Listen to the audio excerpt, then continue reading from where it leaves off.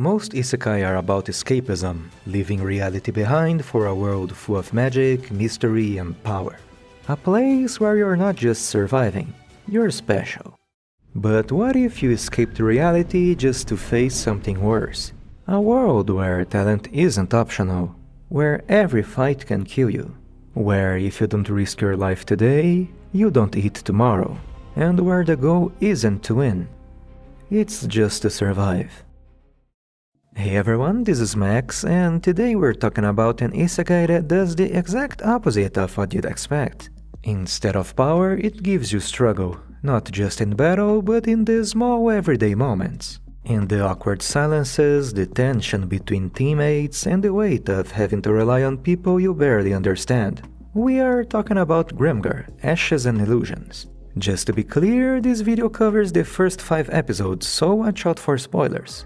Without further ado, let's roll. Awaken.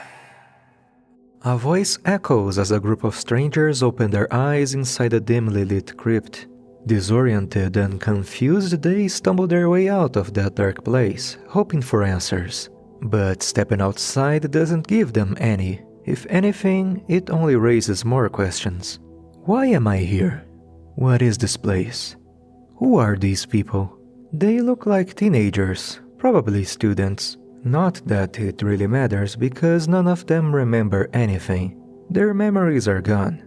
And yet, that uneasy feeling that they don't belong here never goes away.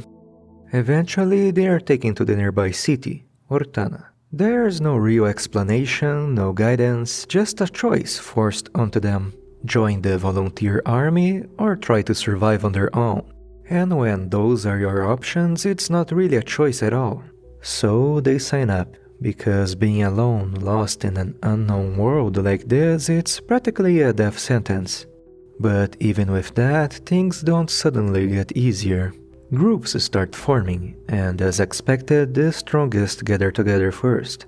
Led by a guy named Renji, they pick who they want and move on. And the rest? Well, the rest are simply what's left behind. Anyway, after 2 weeks of training, our group of leftovers meet again. Still awkward, still disconnected, barely functioning as a group. And somehow, despite all of that, they decide they are ready to hunt goblins. Let me introduce them.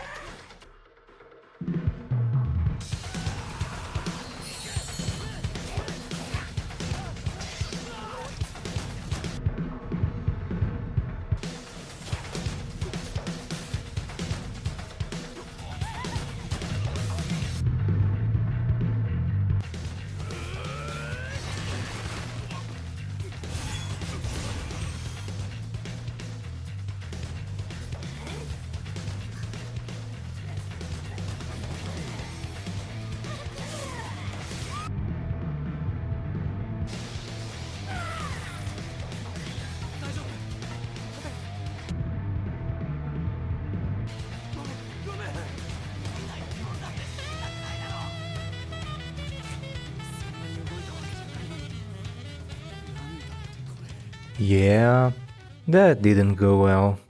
They weren't exactly confident before, but now that uncertainty turns into something heavier, because for the first time reality actually settles in. They are weak, weaker than the weakest monster in this world. The next day comes, and despite everything they decide to try again. Because giving up isn't really an option. It's either this or starving. And this time they get something that almost feels like luck. They manage to find a single goblin, completely alone. An easy fight. Well, at least that's what it should be. But even now there's no real coordination, no clear strategy guiding them. Just hesitation, awkward movements, and moments of pure panic. And that's when Grimgar does something most anime tend to ignore. It doesn't treat killing as something trivial, just another step in progression.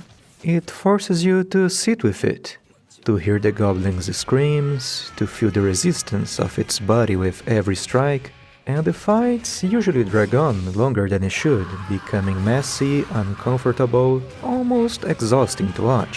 That's because killing isn't clean, it's not satisfying. It's slow, brutal, and deeply unsettling. Still, in the end, it's a victory. Their first one. So from here on, things should start getting easier, right? That one goblin earned them 18 copper coins each, barely enough to cover 3 days of the most basic food. But after that, nothing. The next day comes, the day after, and the day after that, still nothing.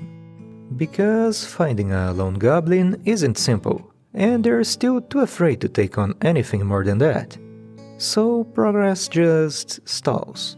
Their clothes start to wear out, food becomes scarce, and whatever sense of camaraderie they had begins to fade, slowly giving way to tension and a quiet frustration, especially when you have someone like this in the group. At this rate, it's not about failing to improve, it's about how long they can hold together before everything falls apart. And the truth is, the group was already being held together. They just hadn't realized it yet. Manato had always been there, quietly keeping things from collapsing. While everyone else struggled to keep up, he was the one paying attention, even spending his own money to gather information with other adventurers. And eventually, that starts to pay off. They move to a new hunting ground, better suited for them. And there, Manato's role becomes even clearer. His calls aren't rushed or improvised anymore, but deliberate enough to bring some order into the chaos. Outside of combat, it's not much different. Tension builds fast in groups like this, and more often than not, he's the one keeping it from boiling over. It doesn't fix everything. They are still weak, still inexperienced, but for the first time they're not completely lost. And that alone starts to change things.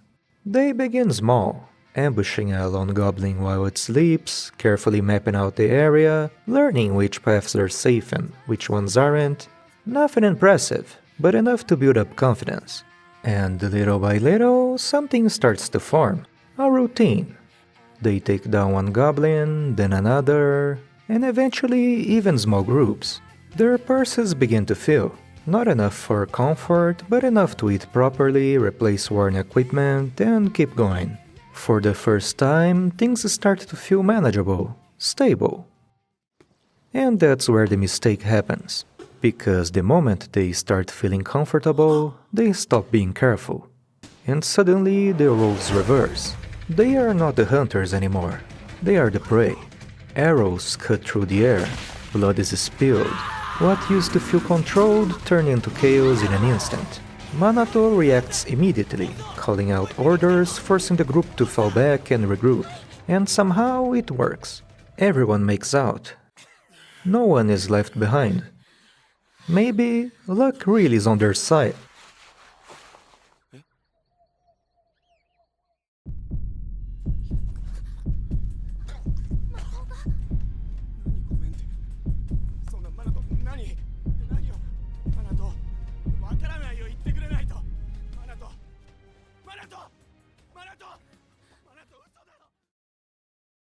There's no going back.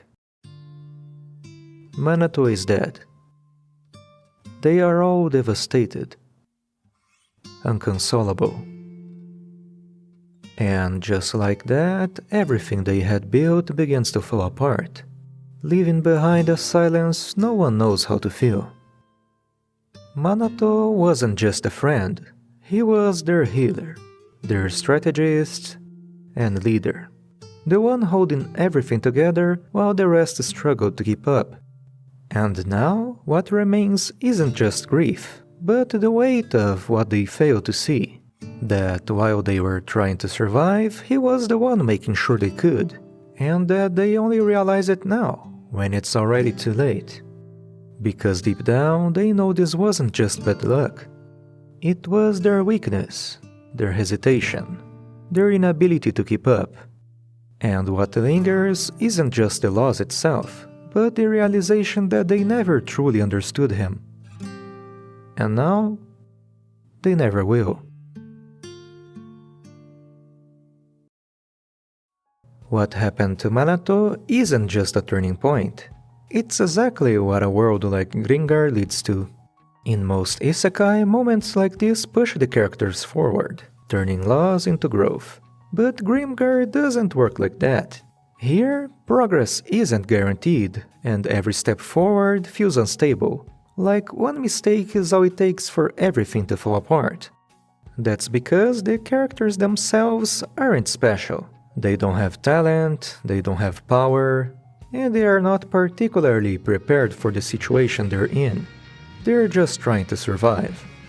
The slow pacing, the focus on small interactions, the awkward moments between the group, none of that is filler. It's the point.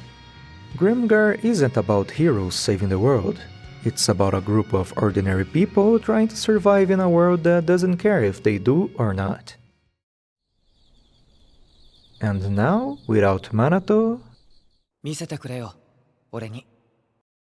俺たちのパーティーがどうなっていくのかを。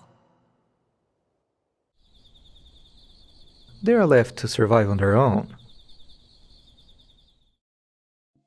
Grimgar is definitely a slower kind of isekai, and it's not for everyone. It focuses much more on the characters and their daily lives rather than just the battles. So if you enjoy a mix of drama, slice of life and action, it's absolutely worth checking out. Unfortunately, the anime never really got the attention it needed to continue, and to this day there's still no second season. But if you end up enjoying it, I'd definitely recommend picking up the light novel, because the anime only covers a small portion of the story. Anyway, that's it for this one. And remember, in Grimgar you can never take things for granted.